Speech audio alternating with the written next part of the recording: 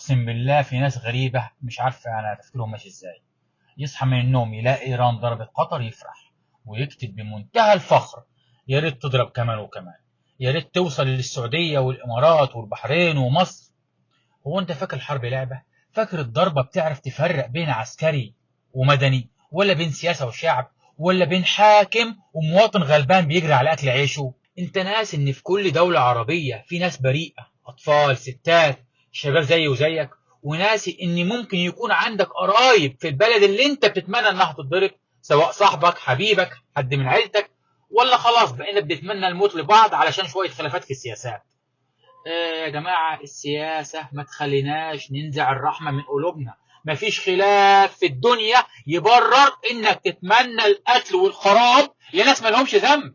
كل ضربة بتسيب وراها ام بتعيط واب بيمشي في جنازة ابنه. ازاي قلبك يطوعك تفرح بكده؟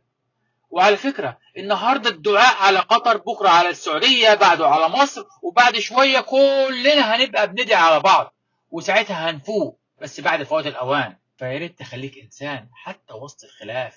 اللي بيفرح في دم غيره عمره ما هيشوف خير. لو عجبك الفيديو شاركه وخلي صوت العقل يوصل، واكتب في الكومنت: أنا ضد دم الشعوب مهما اختلفت السياسات. ما تنساش تعمل لايك وفولو علشان نوصل صوتنا للي لسه في قلبه ذرة من الإنسانية.